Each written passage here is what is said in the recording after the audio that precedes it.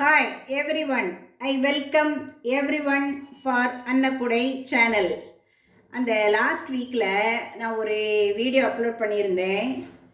ஆங்கிலம் பேச சிம்பிள் மெத்தட்னு நிறைய பேர் வாட்ச் பண்ணியிருக்கீங்க. Thank you so much for your cooperation. இன்றைக்கி நீங்கள் டைட்டில் பார்த்துருப்பீங்க, தமிழ் மீடியம் ஆங்கிலத்தில் பேச ட்ரிக்ஸ்ன்னு போட்டிருக்கேன். அந்த டெம்டேஷனில் நீங்கள் வீடியோக்குள்ளே வாங்க. எப்போதுமே நம்ம எதை கற்றுக்கணுனாலும் தெரிஞ்சதுலேருந்து தான் தெரியாததுக்கு போகணும். அப்போது நம்ம தெரிஞ்ச டேர்ம்ஸை முதல்ல கற்றுக்கிட்டு தெரியாததை நம்ம கற்றுக்கலாம். இப்போது ஒரு நாளை 4 டிவிஷனாக பிரிப்பாங்க. எப்படின்னா மார்னிங், ஆஃப்டர்நூன், ஈவினிங், நைட்டு. உங்களுக்கு இதனுடைய மீனிங்கும் தெரியும். மார்னிங்னா காலை, அடுத்தது ஆஃப்டர்நூன்னா மதியம், ஈவினிங்னா மாலை, அடுத்தது நைட்டுனா இரவு. இப்போ இந்த தெரிஞ்ச கண்டென்ட்டை வச்சுட்டு இதுக்கு அடுத்தபடியானதுக்கு நம்ம என்ன செய்யணும், மூவ் ஆகி போகணும். அந்த நெக்ஸ்ட் ஸ்டெப்புக்கு போகலாம். 4 டிவிஷனை பிரித்த பிறகு நம்ம அந்த டேர்ம்ஸ் தெரியுது. அடுத்தது காலையில் எழும்புனதும் நம்ம எப்படி விஷ் பண்ணுவோம், good morning. Afternoon good afternoon. அப்புறமா ஈவினிங் என்ன சொல்வோம், குட் ஈவினிங். அடுத்தது குட் நைட்.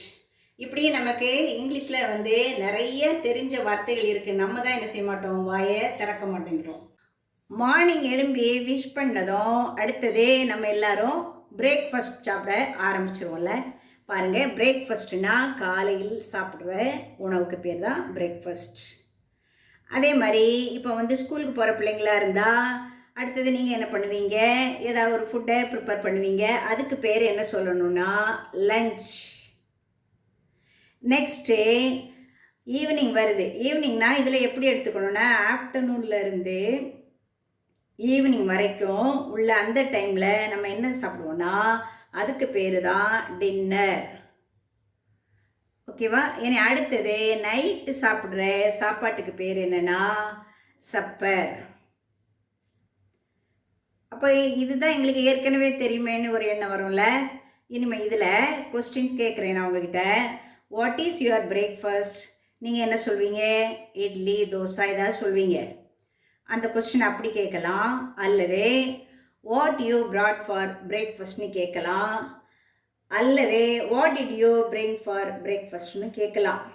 இப்போ உங்களுக்கு இந்த 3 கொஸ்டினில் எது சிம்பிளாக தெரியுது, வாட் இஸ் யுவர் பிரேக்ஃபாஸ்ட்.